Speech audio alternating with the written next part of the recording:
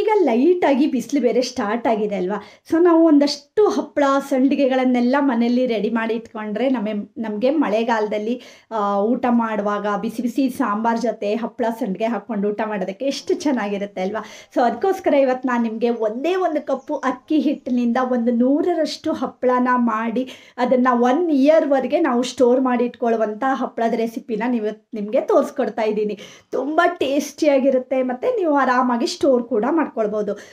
ಹಾಗಾದರೆ ಈ ಅಕ್ಕಿ ಹಪ್ಪಳನ ಹೇಗೆ ಮಾಡೋದು ಅಂತ ನೋಡ್ಕೊಳ್ಳೋಣ. ನಾನು ಸುಷ್ಮಾ, ವೆಜ್ ವಂಡರ್ಸ್ ಚಾನಲ್ಗೆ ಸ್ವಾಗತ ಸುಸ್ವಾಗತ. ಫಸ್ಟ್ ನೋಡಿ, ನಾನೊಂದು ಪಾತ್ರೆಗೆ 8 ಕಪ್ಪಷ್ಟು ನೀರನ್ನು ಹಾಕ್ಕೊಂಡಿದ್ದೀನಿ. ಹಾಗೆ ನಾನು ಸ್ಟವ್ ಆನ್ ಮಾಡ್ಕೊಂಡಿದ್ದೀನಿ. ಮತ್ತು ಅದಕ್ಕೆ ಈಗ ನೋಡಿ 1 ಕಪ್ ಆಗುವಷ್ಟು ಅಕ್ಕಿ ಹಿಟ್ಟನ್ನು ತೊಗೊಳ್ತಾ ಇದ್ದೀನಿ. ನಾರ್ಮಲ್ ಆಗಿ ನಾನು ಪೇಟೆಯಿಂದ ತೊಗೊಂಡು ಬಂದಿರುವಂಥ ಅಕ್ಕಿ ಹಿಟ್ಟು. ಅದೇ ಕಪ್ಪಲ್ಲಿ ನೀವು ಯಾವ ಕಪ್ಪಲ್ಲಿ ಅಕ್ಕಿ ಹಿಟ್ಟನ್ನು ತೊಗೊಂಡಿದ್ದೀರಿ ಅಲ್ವಾ, ಅದೇ ಕಪ್ಪಲ್ಲಿ ನಾನು 8 ಕಪ್ಪಷ್ಟು ನೀರನ್ನು ಹಾಕ್ಕೊಂಡಿದ್ದೀನಿ. ಈಗ ನೋಡಿ, ಇದನ್ನು ಚೆನ್ನಾಗಿ ಮಿಕ್ಸ್ ಮಾಡ್ಕೊಳ್ತಾ ಹೋಗಬೇಕು. ಅಂದರೆ ನೀರು ಬಿಸಿ ಆಗಬೇಕಂತಿಲ್ಲ ಫ್ರೆಂಡ್ಸ್. ನೀವು ಅದನ್ನು ಸ್ಟವ್ ಆನ್ ಮಾಡಿಬಿಟ್ಟು ನೀರನ್ನು ಇಟ್ಟ ತಕ್ಷಣನೇ ಹಾಕ್ಕೊಂಡ್ಬಿಡಿ. ಯಾಕೆಂದರೆ ಸ್ವಲ್ಪ ನೀರು ಬಿಸಿ ಬಂದಮೇಲೆ ನೀವು ಅಕ್ಕಿ ಹಿಟ್ಟನ್ನು ಹಾಕ್ಕೊಳ್ಳೋದಕ್ಕೆ ಹೋದರೆ ಅದು ಗಟ್ಟಿಯಾಗಿಬಿಡುತ್ತೆ ಅಲ್ವಾ. ಸೊ ಕಾ ಥರ ಗಂಟು ಥರ ಆಗಿಬಿಡುತ್ತೆ. ಅದಕ್ಕೋಸ್ಕರ ನೀವು ನೀರನ್ನು ಇಟ್ಟ ತಕ್ಷಣ ಆ ಅಕ್ಕಿ ಹಿಟ್ಟನ್ನು ಹಾಕ್ಕೊಂಡು ಈ ರೀತಿ ಚೆನ್ನಾಗಿ ಮಿಕ್ಸ್ ಮಾಡಿಕೊಂಡು ರೆಡಿ ಮಾಡ್ಕೊಳ್ಳಿ. ಹಾಗೆ ನೋಡಿ, ಕಂಟಿನ್ಯೂಸ್ ಆಗಿ ಮೀಡಿಯಂ ಫ್ಲೇಮ್ ಇಟ್ಕೊಂಡು ಇದನ್ನು ಈ ರೀತಿ ಮಗ್ಚ್ಕೊಳ್ತಾ ಹೋಗಬೇಕು. ಕಂಟಿನ್ಯೂಸ್ ಆಗಿ ಮಗ್ಚ್ತಾ ಇರಬೇಕು. ಹಾಗೆ ನೋಡಿ, ಈಗ ನಾನು ರುಚಿಗೆ ತಕ್ಕಷ್ಟು ಉಪ್ಪನ್ನು ಹಾಕ್ಕೊಂಡಿದ್ದೀನಿ. ನಿಮಗೆ ಹಾಗೇನು ಅಂದರೆ ಈಗ ಉಪ್ಪು ಒಂದು ಸ್ವಲ್ಪ ಕಡಿಮೆನೇ ಇರಲಿ. ಯಾಕೆಂದರೆ ನಾವು ಅದನ್ನು ಡೀಪ್ ಫ್ರೈ ಮಾಡಿಕೊಂಡಾಗ ಹಪ್ಪಳ ಯಾವಾಗಲೂ ಒಂದು ಸ್ವಲ್ಪ ಉಪ್ಪು ಅನಿಸುತ್ತೆ. ಅದಕ್ಕೋಸ್ಕರ ನೋಡಿಕೊಂಡು ಉಪ್ಪು ಕಡಿಮೆ ಇದೆ ಅಂತ ಆದರೆ ಪುನಃ ಒಂದು ಸ್ವಲ್ಪ ಹಾಕ್ಕೊಳ್ಳಿ. ಅಂದರೆ ಸ್ವಲ್ಪ ನಿಮಗೆ ಉಪ್ಪು ಕರೆಕ್ಟಾಗಿರುತ್ತೆ ಅನ್ನೋದಕ್ಕಿಂತ ಒಂದು ಸ್ವಲ್ಪ ಕಡಿಮೆನೇ ಉಪ್ಪನ್ನು ನಾವು ಹಪ್ಪಳಕ್ಕೆ ಹಾಕ್ಕೊಳ್ಬೇಕು. ಇದೊಂದು ಒಳ್ಳೆ ಟಿಪ್, ಓಕೆನಾ. ಆಮೇಲೆ ನೋಡಿ, ಈ ರೀತಿ ಚೆನ್ನಾಗಿ ಮಿಕ್ಸ್ ಮಾಡ್ಕೊಳ್ತಾ ಇದನ್ನು ಬಾಯ್ಲ್ ಮಾಡ್ತಾ ಹೋಗಬೇಕು. ನೀವು ಈ ರೀತಿ ಬಾಯ್ಲ್ ಮಾಡ್ತಾ ಇದ್ದಂಗೆ ಅದು ನೋಡಿ ಗಟ್ಟಿ ಆಗ್ತಾ ಬರುತ್ತೆ ಅಲ್ವಾ. ಈ ರೀತಿ ನೀವು ಇದನ್ನು ಬಾಯ್ಲ್ ಮಾಡ್ಕೊಳ್ಳೋದು ವೆರಿ ಇಂಪಾರ್ಟೆಂಟು. ಹಾಗೆ ನೋಡಿ, ಒಂದು ಸೀಕ್ರೆಟ್ ಇಂಗ್ರೀಡಿಯೆಂಟ್ಸ್ ಅಂದರೆ ನಾನು ಇದಕ್ಕೆ 1 ಚಮಚ ಆಗುವಷ್ಟು ಪಾಪಡ್ ಖಾರ ಹಾಕ್ಕೊಂಡಿದ್ದೀನಿ. ಇದು ಎಲ್ಲ ಕಡೆ ಮಾರ್ಕೆಟ್ನಲ್ಲಿ ಸಿಗುತ್ತೆ. ಹಪ್ಪಳಕ್ಕೆ ಇದನ್ನು ಹಾಕ್ಕೊಂಡ್ರೆ ಚೆನ್ನಾಗಾಗತ್ತೆ. ಈ ರೀತಿ ನೋಡಿ, ಅದನ್ನು ಹಾಕಿ ಆದಮೇಲೆ ತುಂಬ ಹೊತ್ತು ಮಗ್ಚ್ಕೊಳ್ತಾ ಇರಬಾರ್ದು. ಒಂದು 2 ನಿಮಿಷ ಅದನ್ನು ಹಾಕಿ ಆದಮೇಲೆ ಈ ರೀತಿ ಮಗ್ಚ್ಕೊಂಡು ಇದನ್ನು ನೋಡಿ ಸ್ಟವ್ ಆಫ್ ಮಾಡ್ಕೊಳ್ಬೇಕು. ಇದನ್ನು ಕೆಳಗಡೆ ಇಳಿಸಿಟ್ಬಿಟ್ಟು ಇದನ್ನು ಒಂದು ಸ್ವಲ್ಪ ತಣ್ಣಗಾಗೋದಕ್ಕೆ ಇಟ್ಕೊಳ್ಳೋಣ. ಆಮೇಲೆ ಕೆಲವಷ್ಟು ಇಂಗ್ರೀಡಿಯೆಂಟ್ಸನ್ನು ಆ್ಯಡ್ ಮಾಡೋದು ಹೇಗೆ ಅಂತ ತೋರಿಸ್ಕೊಡ್ತಾ ಹೋಗ್ತೀನಿ. ಮತ್ತೆ ನೋಡಿ, ಈಗಾಗಲೇ ಹಲಸಿನಕಾಯಿ ಸೀಸನ್ ಬೇರೆ ಸ್ಟಾರ್ಟ್ ಆಗಿದೆ. ಆಲ್ರೆಡಿ ನಾನು ಹಲಸಿನಕಾಯಿ ಹಪ್ಪಳನ ಹೇಗೆ ಮಾಡೋದು ಅಂತ ಕೂಡ ತೋರಿಸ್ಕೊಟ್ಟಿದ್ದೀನಿ. ಡಿಸ್ಕ್ರಿಪ್ಷನ್ನಲ್ಲಿ ಲಿಂಕ್ ಇರುತ್ತೆ. ಇದನ್ನು ಕೂಡ ನಾವು 1 ಇಯರ್ವರೆಗೆ ಸ್ಟೋರ್ ಮಾಡಿಕೊಂಡು ತಿನ್ಬಹುದು. ಹಾಗೆ ಗೊತ್ತೇ ಇದೆ ಅಲ್ವಾ, ನೀವೇನಾದರೂ ಫಸ್ಟ್ ಟೈಮ್ ನನ್ನ ಚಾನಲ್ನ ನೋಡ್ತಾ ಇದ್ರೆ ಸಬ್ಸ್ಕ್ರೈಬ್ ಮಾಡ್ಕೊಳ್ಳಿ. ಒಳ್ಳೊಳ್ಳೆ ವಿಡಿಯೋಸ್ಗಳು, ಬ್ಲಾಗ್ಸ್ಗಳು, ರೆಸಿಪಿಗಳನ್ನು ನೀವು ನನ್ನ ಚಾನಲ್ನಲ್ಲಿ ನೋಡ್ಕೊಳ್ಬಹುದು.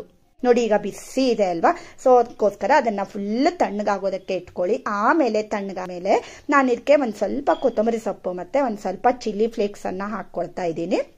ಮತ್ತು ನಿಮಗೆ ಇದಕ್ಕೆ ಬೇಕು ಅಂದರೆ ಓಂಕಾಳನ್ನು ಹಾಕ್ಕೊಳ್ಬೋದು, ಅಥವಾ ಜೀರಿಗೆ ಹಾಕ್ಕೊಳ್ಬೋದು, ಅಥವಾ ಪೆಪ್ಪರ್ ಪೌಡರನ್ನು ಹಾಕ್ಕೊಳ್ಬೋದು. ಸೊ ನಿಮಗೆ ಯಾವ ಫ್ಲೇವರ್ ಇಷ್ಟ ಆಗುತ್ತೆ, ಯಾವ ರೀತಿ ಇಷ್ಟ ಆಗುತ್ತೆ ಅಂದ್ಬಿಟ್ಟು ಆ ರೀತಿ ಹಾಕ್ಕೊಳ್ಳಿ. ಕೊತ್ತಂಬರಿ ಸೊಪ್ಪು ಹಾಕ್ಕೊಳ್ಳೋದಿದ್ರೆ ಒಂದು ಸ್ವಲ್ಪ ಹೊತ್ತಿನ ಮುಂಚೆ ಅದನ್ನು ಕಟ್ ಮಾಡಿಬಿಟ್ಟು ಒಂದು ಸ್ವಲ್ಪ ಹರಡಿ ಇಟ್ಕೊಂಡ್ರೆ ಅದು ಕೊತ್ತಂಬರಿ ಸೊಪ್ಪು ಸ್ವಲ್ಪ ಡ್ರೈ ಆಗುತ್ತೆ. ಮಿಕ್ಸ್ ಮಾಡಿಕೊಂಡ್ರೆ ಚೆನ್ನಾಗಾಗುತ್ತೆ.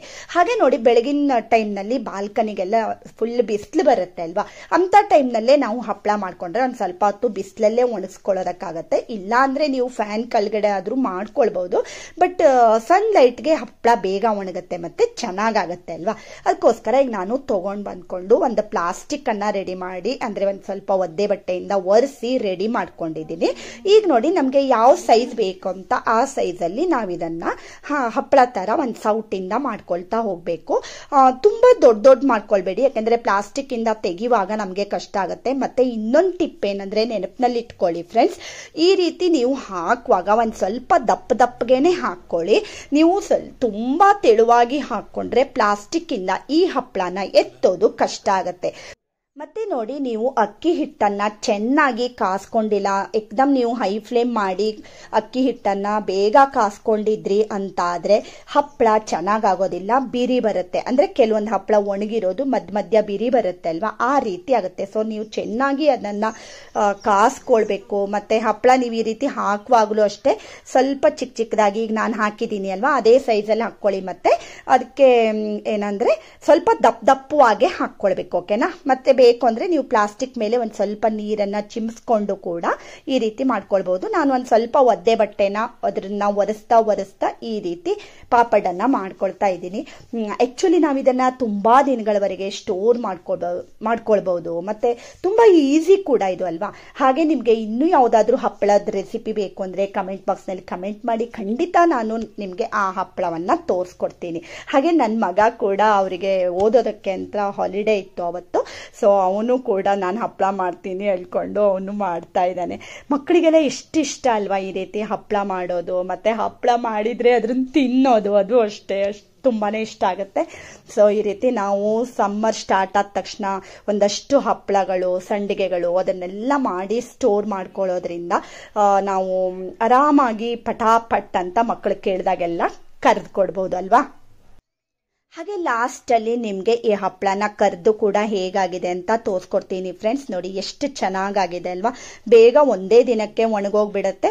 ಮತ್ತು ರಾತ್ರಿನೇ ನೀವು ಅದನ್ನು ಓಪನ್ ಮಾಡೋದಕ್ಕೆ ಹೋಗಬಾರ್ದು ಫ್ರೆಂಡ್ಸ್. ನೀವು ಅದನ್ನು ಫುಲ್ ಒನ್ ನೈಟ್ ಹಾಗೆ ಇಟ್ಬಿಟ್ಟು ಮರುದಿನ ಒಣಗಿಲ್ಲ ಅಂತಾದರೆ ಪುನಃ ಬಿಸಿಲಿಗಿಡಿ, ಒಣಗಿತ್ತು ಅಂತಾದರೆ ಅದನ್ನು ಒಳಗಡೆನೆ ಇಟ್ಕೊಳ್ಳಿ. ಮತ್ತು ಸಾಯಂಕಾಲ ಅಷ್ಟೊತ್ತಿಗೆ ಸ್ವಲ್ಪ ಪ್ಲಾಸ್ಟಿಕ್ಕು ಮೆತ್ತಗಾಗಿರುತ್ತೆ, ಹಪ್ಪಳ ಕೂಡ ಸ್ವಲ್ಪ ಮೆತ್ತಗಾಗಿರುತ್ತೆ. ಆ ಟೈಮ್ನಲ್ಲಿ ನೀವು ಇದನ್ನು ಪ್ಲಾಸ್ಟಿಕ್ಕಿಂದ ಓಪನ್ ಮಾಡಬೇಕು, ಓಕೆನಾ.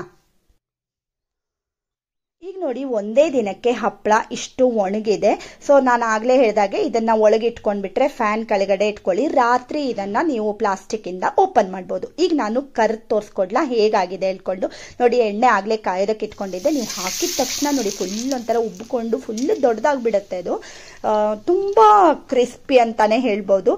ಮತ್ತು ಶೇಪ್ ಮಾತ್ರ ನೀವು ಮಾಡಿರೋ ಥರಾನೇ ಅನ್ಸಲ್ಲ, ಫುಲ್ ಹರಡ್ಕೊಂಡು ಬಿಡುತ್ತೆ ಅದು ನೀವು ಹಾಕಿದ ತಕ್ಷಣ. ಅಕ್ಕಿ ಹಪ್ಪಳ ಹೀಗೆ ಆಗುತ್ತೆ ನೋಡಿದ್ರಿ ಅಲ್ವಾ. ಹಾಕಿದ ತಕ್ಷಣ ಫುಲ್ ಅರಳ್ಕೊಳ್ಳುತ್ತೆ. ಸಾಂಬಾರ್ ಅನ್ನದ ಜೊತೆಗೆ ಎಲ್ಲ ತುಂಬಾನೇ ಚೆನ್ನಾಗಿರುತ್ತೆ. ಖಂಡಿತ ನೀವು ಒಂದ್ಸರಿ ಹಪ್ಪಳನ ಟ್ರೈ ಮಾಡಿ.